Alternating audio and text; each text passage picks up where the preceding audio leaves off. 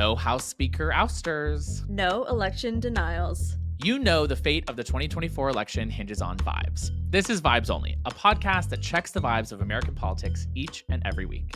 And this week, we are excited to be joined by Ari Berman. Ari's Mother Jones's national voting rights correspondent and author of the new book, Minority Rule, the right-wing attack on the will of the people and the fight to resist it.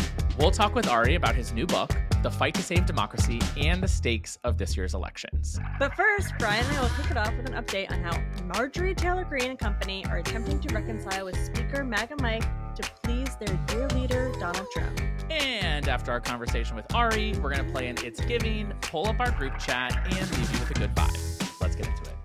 I don't like this woman, Marjorie Taylor Greene. Oh, wow. She's going straight in.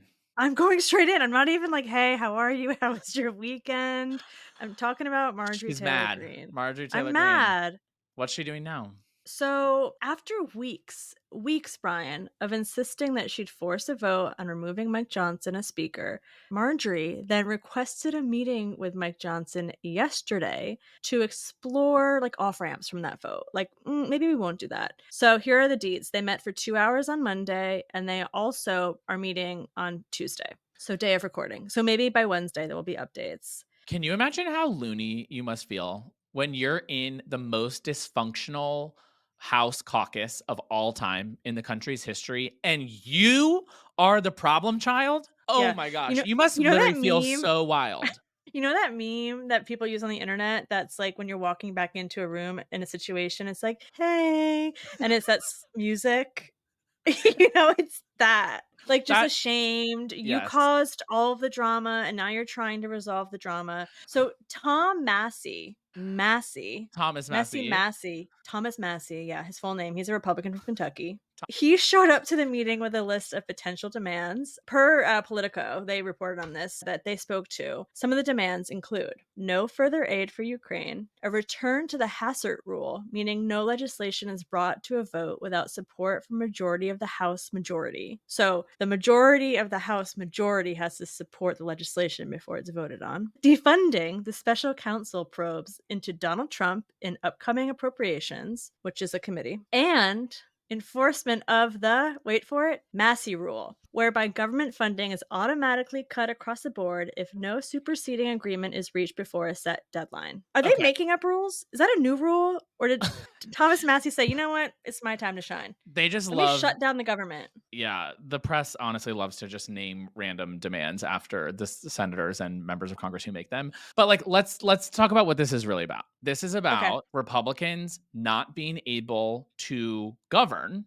as a governing majority because they cannot agree on anything. And they have so many factions unwilling to even compromise with each other on basic legislation that they have to rely on Democratic votes to pass anything, to keep the government open, to pass the security bill, to pass foreign aid, to pass anything that's been passed in the last year. Essentially requires Democratic votes in order to do it because Republicans, even though they are in the majority, cannot agree on anything to do.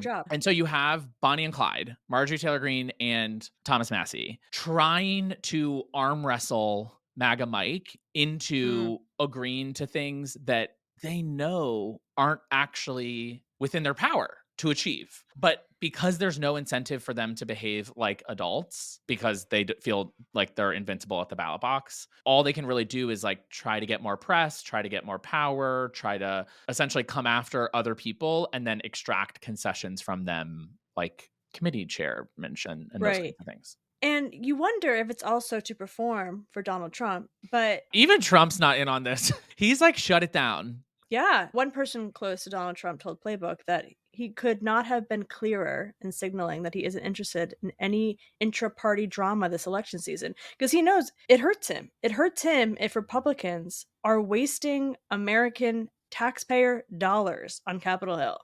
America is under a shared delusion that Republicans are fiscally responsible and are great at steering the government towards austerity. And so it benefits Republicans to make everyone panic about things like inflation and the economy, feel like their personal savings and well-being is at risk, and present themselves as the savior. It's Right. completely divorced from our reality, which is that Republicans have driven a majority of the national debt since World War II, that Republican presidents have spent much more than Democratic presidents in recent history. And they are actually not the adult in the room. They're the kindergartner throwing a tantrum. And Not like that even. that is what the party is functionally doing at all times. And Yeah. so Trump needs that shared delusion to last through November. Because if the Mhm. Republican Party is outed as the clowns that they are behaving like, then nobody is going to show up to say, I want that. That is the solution to the thing that you have made me so scared of. Because if you can't pass a bill, you can't pass a budget, you can't shrink government funding, even though you say you want to. You can't Right. do any of these things. Why should I turn out and vote for you again? So Trump is trying to put a kibosh on the drama That. and the speaker ousters and all of the shenanigans. Well, we're still going to be talking about it every week on Vibes Only because we're not going to let them get away with it. Absolutely. Brian, our guest today, I'm thrilled to have on Snaps. Ari Berman to talk about minority rule, the founding fathers, voting rights. He is an amazing journalist and an expert in all things voting rights and how we got here. Yeah, and it's important for everyone to be thinking about the bigger picture too. You did not just fall out of a coconut tree. You are a part of that which is the larger context in which you were born. Yes, And Brian, that's and absolutely correct. and so people need to remember that, like, yes, we're very focused on Donald Trump and Joe Biden, but this is all part of a bigger picture that is decades, if not hundreds of years long. And if we're not thinking about how that affects us today and how we can affect it 10 years from now, then we'll never be able to win the fights that matter the most. Totally. I think it was Jay-Z who once said, you gotta play the game to make the game. So with that, let's bring on Ari. Mm. Ari, we are thrilled, absolutely thrilled to have you here. Truly. I consider you a friend, and you break down really complex issues in a way that is super easy. So thank you for that. Thank you. So great to be with you guys. Appreciate it. And we are getting you at some fortuitous timing with the release of your new book, Minority Rule, The Right Wing Attack on the Will of the People and the Fight to Resist It. Can you tell us a little bit about what inspired you to write this book? Yeah, so I had been reporting on voting rights and voter suppression since 2011. And as I got deeper in my reporting, I started asking myself, what's the purpose of all these new restrictions on voting? Is it simply to try to gain an advantage, or is there some larger project at play?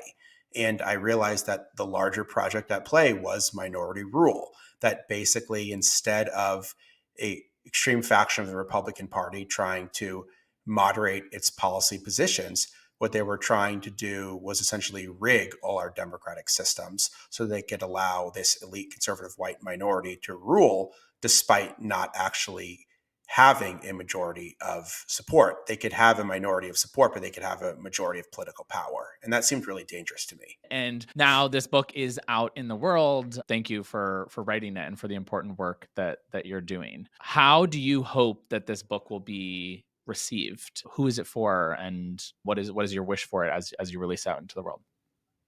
Well, it's been received really well so far. And I think people are asking the question of how did we get here?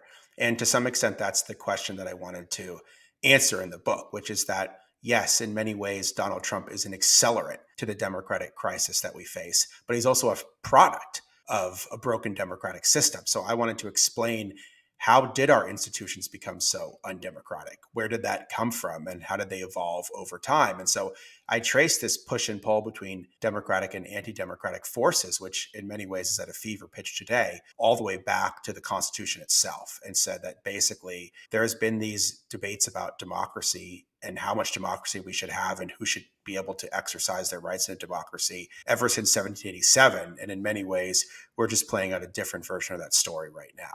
Can we talk about that a little bit? I have read 3/4 of your book. I have not read it all. Just full disclosure for the audience. I'm not going to pretend I did read it all. But I am kind of reflecting back my high school experience of reading a part of the book and then talking about it and raising my hand first in class and getting it out of the way. But what I do love about your writing style is that it's so easy to read. And you start talking about the founding fathers and how when they founded this country and when they wrote the Constitution, they were writing it for a very specific type of person in this country. Can you talk about that a little bit and how that's still, we're still dealing with that today? Well, Glennis, you sound a lot like my 9-year-old doing her homework, which handing Right. it in with 2 sections not filled out, and then complaining that she didn't get 100. That sounds Exactly. exactly. It sounds very, very familiar to me. But Your but thank you 9-year-old for is going to reading. be very successful. I can tell you that much. As long as she grows up to be a podcaster, she'll be fine. There you So go.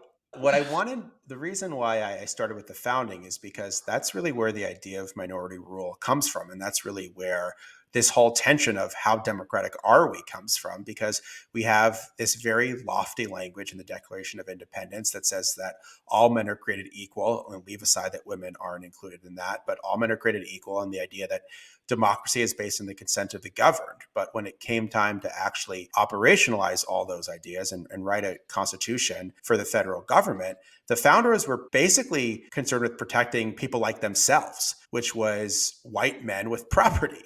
And that was a very specific minority in the country. And they wanted to protect that minority to the exclusion of the larger majority, which was poor white people, women, African Americans, Native Americans. That was a governing majority, but was not a majority in any sense of having political power. So the founders wanted to protect power for themselves. And then when they drafted the Constitution, all of these other elite minority groups, whether it was the small states or whether it was the slave states, ended up getting more power in terms of the document. And so that's kind of how minority rule started to get operationalized. And then we have these undemocratic institutions like the Electoral College or like the US Senate, and those remain with us in modified forms today. There's a staggering stat in the book. It's by 2040, 70% of the population is going to live in 15 states with 30 senators, and 30% of the country is going to elect 70% of the US Senate.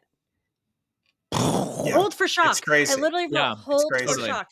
So two things I want to Yeah. digest here. One is the Electoral College, and when that was founded, or when that was created, the purpose of that being created, what was that? And then when we look at the Senate and what we're dealing with, how that is not going to actually be a democratic institution representing the full multiracial democracy that we operate in.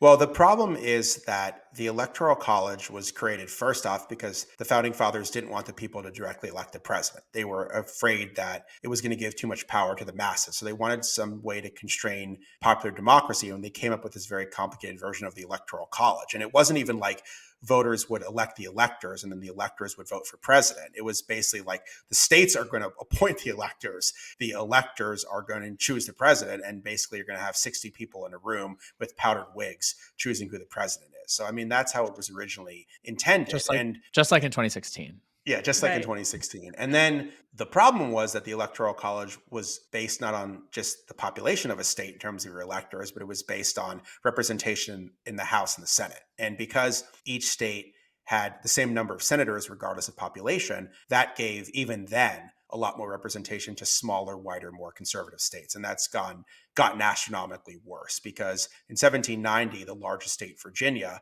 had 12 times the population of the smallest state, Delaware.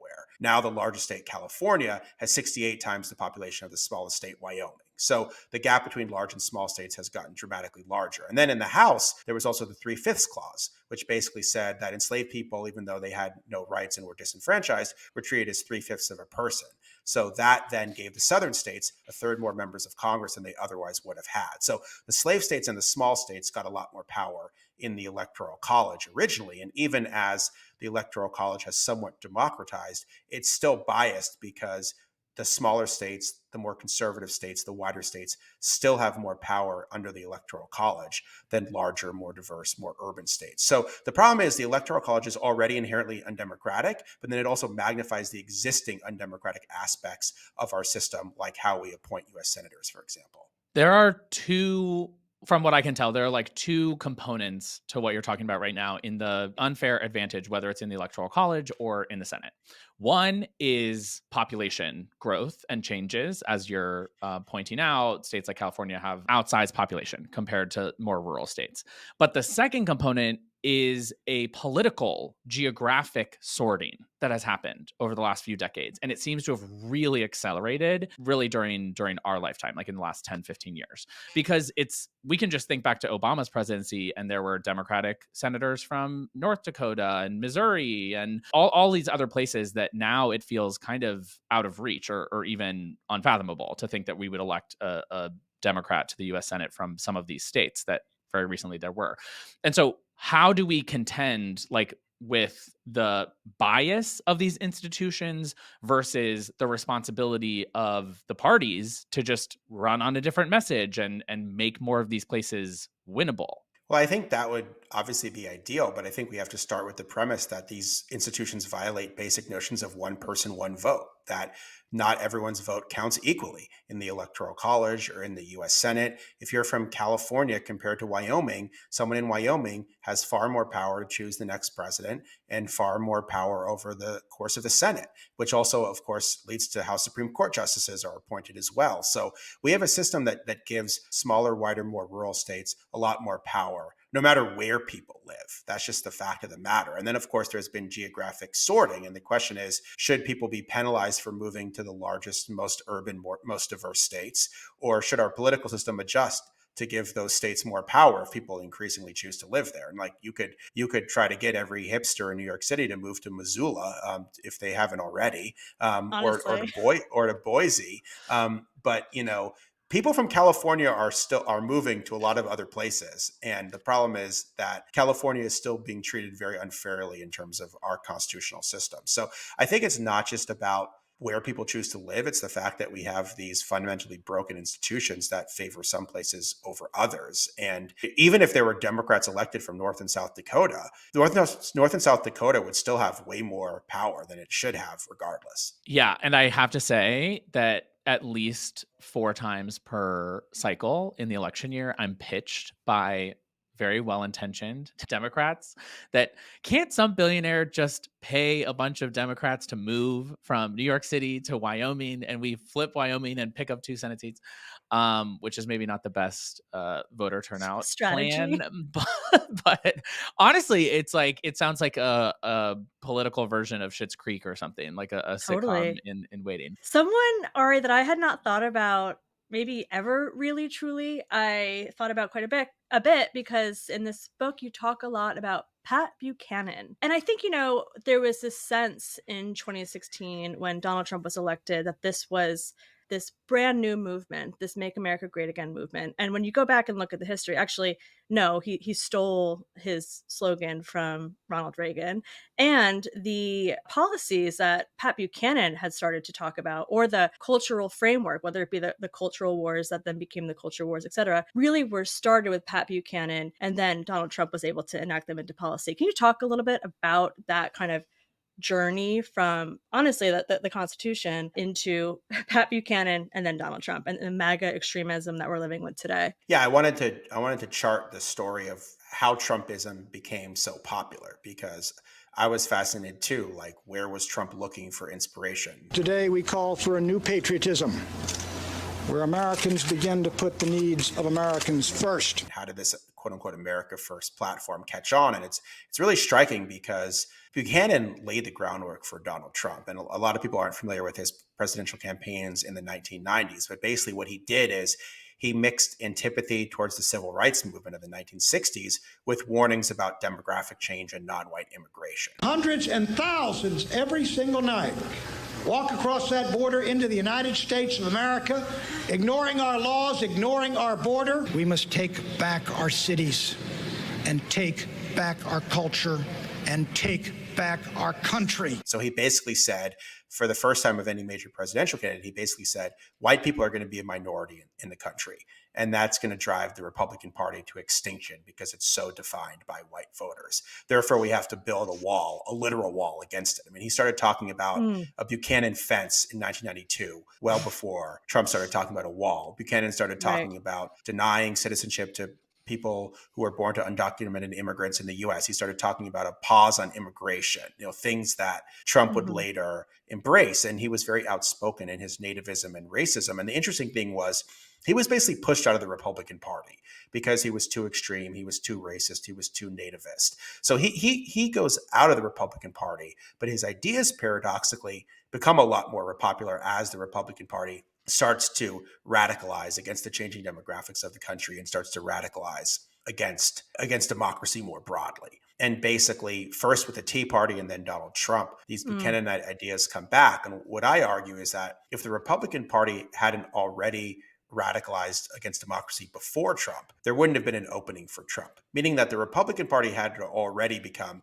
a party that was obsessed with declining white power, a party that was obsessed with its coming minority status, or else someone like Trump wouldn't have been popular in the Republican Party in the first place. So I think that we want to dive into actually a couple of the points you've made there. Let's start on Trump. So what I'm getting is that he's not the source, but he's more a symptom. Yes. And you've written that Donald Trump really lit the fuse of the bomb that the founders had planted. Tell us how exactly, for the last 200 years, we've sort of set the stage for Trump or a Trump-like figure to come up. Because minority rule is embedded in our system. It's embedded in our system in the way that you can lose the popular vote but win the Electoral College. It's embedded in our system that you can have a Senate where one party has a majority despite representing a minority of Americans. It's embedded in our system that you can have a Supreme Court in which a majority of justices were appointed by presidents who lost the popular vote, confirmed by senators representing a minority of Americans. So all the ingredients are there basically for a takeover by a leader who is essentially willing to rig the existing systems to his benefit and then go further. And what I argue is that we already have these anti-democratic elements in our founding document. And then layered on top of it are all of these new anti-democratic tactics that Trump and others in the Republican Party are embracing. Things like voter suppression and gerrymandering and election subversion, the rewriting of history. And so that's what's really volatile about this current moment, is that this new anti-democratic movement is succeeding by taking advantage of a lot of existing anti-democratic prejudices that are in the system, and then layering on top of this all of these newer anti-democratic tactics. And so that's what really worries me about Trump, is that he's essentially exploiting a broken system for his own benefit. And one of the things I want to take away, hopefully we'll take away from the book and this conversation, is that if we want to prevent more Trumps in the future, we have to do something with the system that gave rise to him. Yeah. So to that end, what could we do? What are reforms we could actually organize around and advocate for to see a change? Well, so I think three things. I think number one, obviously elect pro-democracy candidates to protect the rights and freedoms we have. I think number two, there's a lot of innovative work being done at the state level to unrig seemingly rigged systems. So I write in the book a lot about Michigan, which was a state that was under minority rule when Republicans controlled it from 2010 onward. And then citizens put initiatives on the ballot to ban partisan gerrymandering, to expand voting access through things like automatic and election day registration, to enshrine reproductive rights in the Constitution, to legalize marijuana in the Constitution. I mean, all of these things that the state legislature, when it was under Republican control, refused to do, activists and voters just said, we're going to do it ourselves. And totally transformed the state of Michigan, not just to elect Democrats, but to put all these pro-democracy reforms in the Constitution itself. So another thing I'm saying is that Democrats are always so focused on federal elections, but a lot of the most innovative ideas are actually happening at the state level. And then the third thing is they'll build a longer-term movement for institutional reform. That could mean trying to get rid of the Electoral College through the National Popular Vote Compact. So when states that equal 270 electoral votes sign on to this, they can then try to get rid of the Electoral College through other means, or putting in place new states like Washington, D.C. and Puerto Rico into the Senate. So it's at least has less of a bias towards wider and more conservative states, and start talking about trying to make it easier to amend the Constitution so that our institutions aren't so antiquated and held captive to these antiquated ideas. So some of that's going to take time. I mean, some of the longer term reforms are going to take time. But I mean, there's this amazing memo that I read about in the book by Lewis Powell, who was working as the chief lawyer for the Chamber of Commerce in the early 1970s. And he writes this memo called the Powell Memo. And he's writing it for the Chamber and these other business groups. And he basically says, we've lost the battle to the civil rights movement, the women's rights movement, all of these different rights movements. And we need to fight back. We need to take over the courts. We need to take over academia. We need to take over the media and do all these other things. And this is like in the 1970s. Like, this seems like a crazy idea that a bunch of, businessmen in starchy suits are going to have all this power, but they start doing it. And it's like, that doesn't happen all of a sudden, right? But this right-wing ecosystem is built over a 40-year period. And they're still focused on winning elections, and they're still focused on short-term goals, but they have this longer-term project in mind. And what I'm saying is that Democrats and progressives, as they try to win elections, need to have this longer-term project in mind as well, of unrigging a rigged system. Say that. 1000%. Brian and I are cut the talk. Yeah, like we have to be more engaged. So we obviously have direct voter suppression, especially state legislatures passing laws that make it harder for people to vote, selectively choosing which types of ID they're going to allow, such as using gun licenses but not student IDs, things like that, to bias who is eligible to vote and where and when and how. There's another kind of voter suppression, which is creating an apathetic electorate and just convincing people not to vote, that their vote does not have power. And we're seeing a lot of that this year, probably more than we've seen in maybe my lifetime that I can remember. What do you say to voters or people every day online around who are feeling like they don't want to vote this year, that they're turned off by the system as a whole, that it doesn't work, and why should they bother? Well, what I always say is that not voting doesn't give you power. It just gives someone else more power. So you might think it's an effective protest, but all you're doing is empowering someone else to have a greater say in the process. And there's a famous quote from Martin Luther King, which is that voting isn't the ball game, but it gets you in the arena, meaning it's the first step towards social change. So it's very hard to change a system if you're completely out of it. Now, you might need to be in it and then do other things. And I think people often feel like I voted and that's it. And that's where the problem lies. But the idea that not voting is going to make people listen to you more, that's going to make you more marginalized than ever. Because if you don't vote, people aren't going to ask for your vote in the future. They're not going to knock on your door. They're not going to call you. They're not going to care about your input at all. And so what I always say is do both. Have an inside and an outside strategy. Vote for whoever best represents you, and it doesn't have to be perfect. I think sometimes we feel like we have to agree on it with a candidate on all 10 things. There's often choices that we make we're not that happy with, but we're happier with one choice more than the other. And sometimes there's a big, when you talk about lesser of two evils, one person can be dramatically more evil than the other. And the thing that with this election in particular, thing that I'm scared about is the 2000 election redux, where a lot of people argued in 2000 that both parties were the same. The system was irrevocably broken. There was no meaningful difference between Al Gore and George W. Bush. Well, the same people who argued that are mad as hell that the Supreme Court overturned Roe v. Wade. Well, how did the Supreme Court overturn Roe v. Wade? Because of the justices that George W. Bush put on the Supreme Court. If it wasn't for those votes of John Roberts and Sam Alito, there would have not been the votes needed to overturn Roe v. Wade. And so whatever we think of Al Gore, he would not have appointed John Roberts and Sam Alito to the Supreme Court. I don't believe he would have invaded Iraq. I don't believe he would have done a lot of things that George W. Bush did. So I feel like I'm reliving this whole thing because this is what's going to happen. People are going to say there's no difference between Biden and Trump. Then Trump's going to get in and he's going to invoke the Insurrection Act on the protesters. He's going to let Israel drop a nuclear bomb if they wanted to on Gaza or Iran. He's going to do all these crazy things. And people are going to say, how did we let it happen? Well, we let it happen by arguing that the two parties were fundamentally the same. I believe the system is broken. I believe the system does need to be reformed. I believe that both parties need to better listen to people. But I also think that one party is basically committed to democratic norms and the other party basically is an authoritarian party that is not. And I think that's the most important choice facing the nation in November. Last week, Glennis and I were talking about how different Republicans have responded differently to Trump's rightward swing into like deep anti-democratic rhetoric and actions, particularly in how they've responded to the big lie.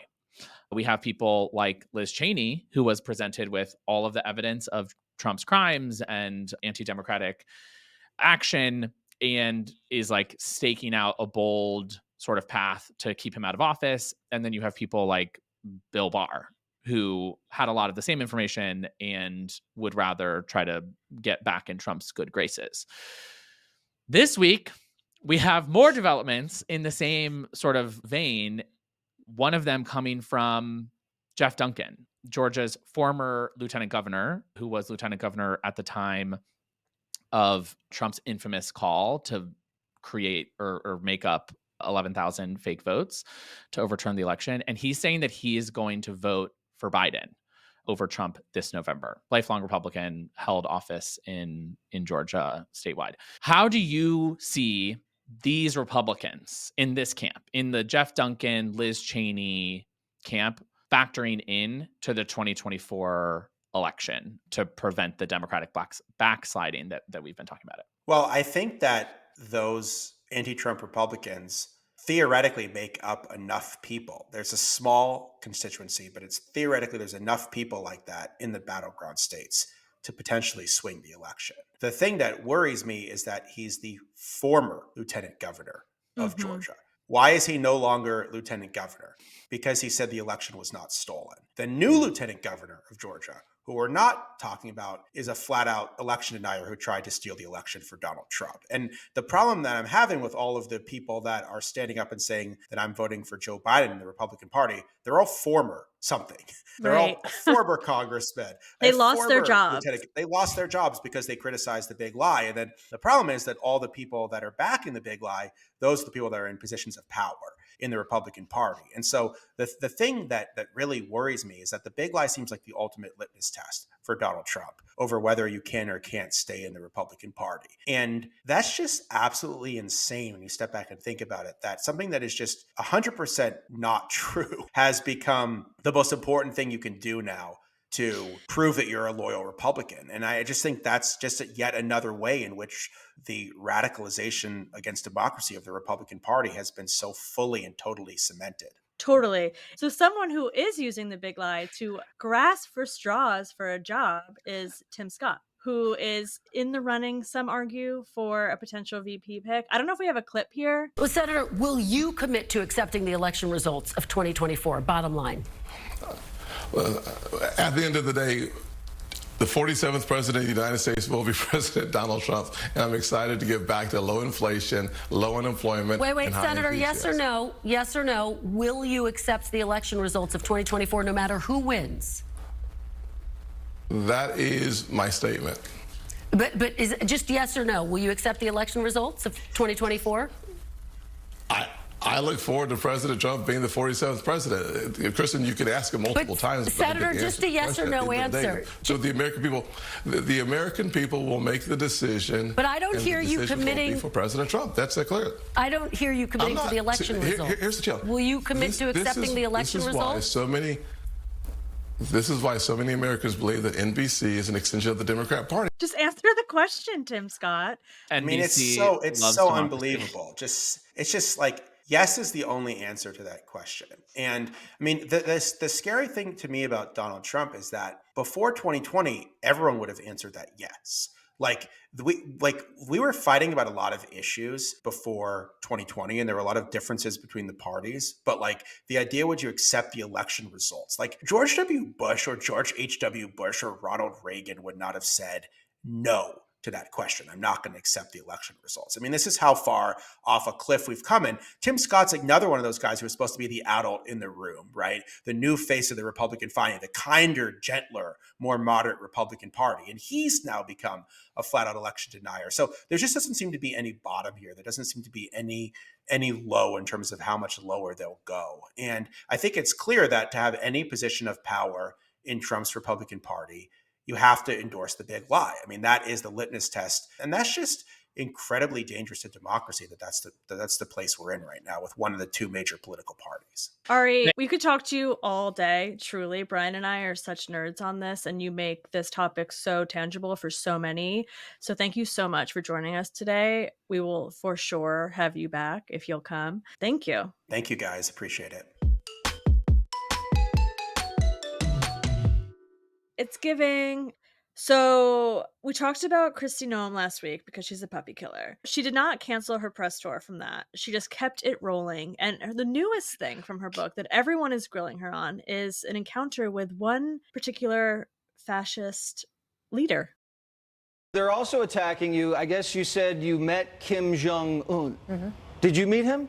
I've been to the DMZ. I've been to North Korea. You know, I don't talk about my conversations with world leaders. And so when I looked at the book and I saw that excerpt, I decided to make the change to the content of the book, and that's been done. So you didn't have a conversation with Kim when you were at the DMZ? I don't have conversations about my conversations with world leaders. I've been working on policy for 30 years, Jesse, and that's what most people don't remember about me is I'm old. I'm a mom. I'm a grandma. I've got 3 little grandbabies. You're not that old. So maybe you did have a conversation with Kim, but you don't want to talk about it. I will not talk about my personal conversations with any world leaders. It just won't, and I'm not going to do it. Okay, it's giving me when I come out of the closet from 7 Minutes in Heaven with a girl in 7th grade.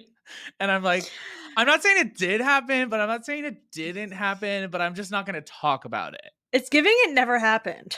It never happened. And it's so embarrassing for her to go on The View and on ABC and on CNBC and like literally just a parade and every single interview to be like, did you just straight up lie about meeting with Kim Jong-un? And has no response. It's embarrassing. The whole thing is giving mortifying.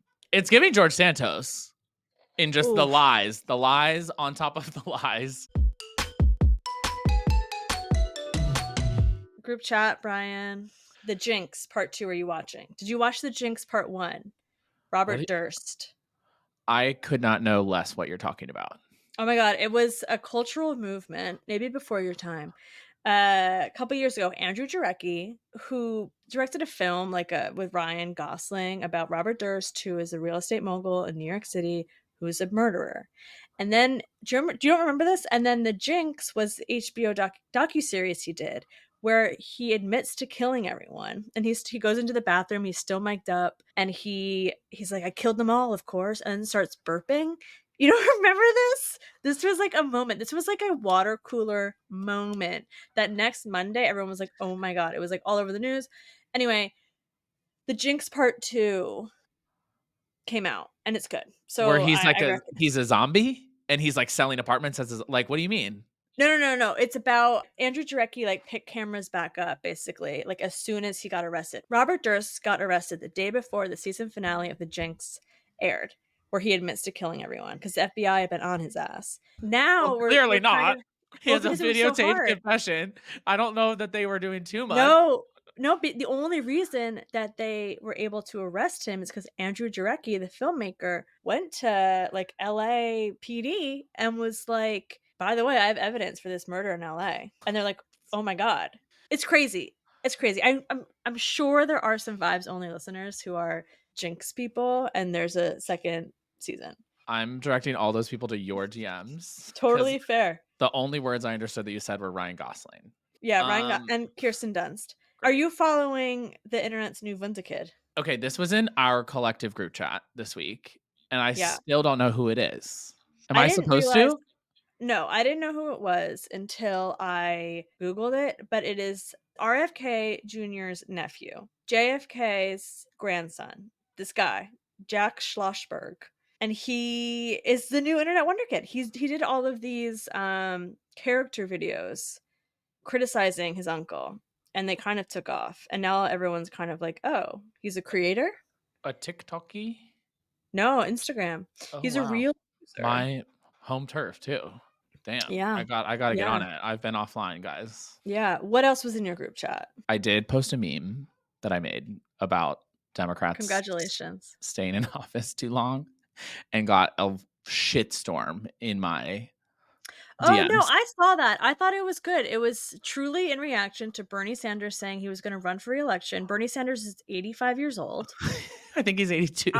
Sorry, after a certain point, it's like after you hit 30, 82, like it's all amalgamated. I mean, not really, obviously, but Like the after bank. yeah, right. really.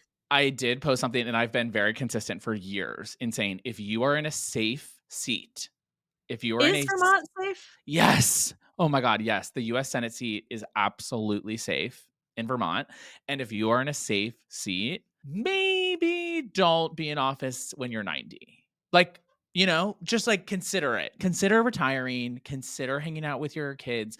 Your generation is well represented in Right. Congress. I promise. Like, Also, the progressive movement is pretty well represented. We need more, per Ari's, points earlier in the pod. Like, we need more progressive folks elected to state, local, and federal positions. But I'm with you on that one. we need young people in office. Yeah. It is like the most underrepresented group.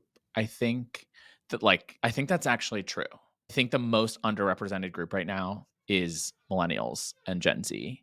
And we cannot reach the numbers that we need to if all of the safe seats are being held by people in their 70s and 80s. Well, I would run, but I've got my eyes on the Supreme Court. So okay, good vibe. I can hear the smile already. You want to know why? Because I see it and it's like, it's electric. Sorry, I can't help it. It really just brings me back. So the Biden administration has announced more than $100 million to support American auto workers and small auto suppliers. This announcement aims to ensure that the future of the auto industry is made in America by American auto workers. That's a victory. We want more American cars and jobs and plants in American states. Okay, one more, Brian. It's electric.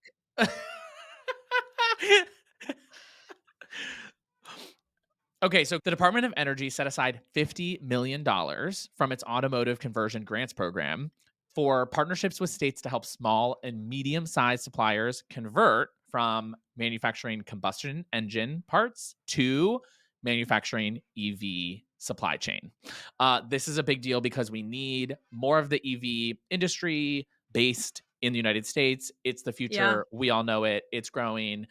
China bought more electric cars last year than America has ever. Like, it is happening, and we need to make it in America. So Joe Biden's making it a priority. He's making it electric, and he's making it happen. Bringing jobs back to America. We'd love to see it.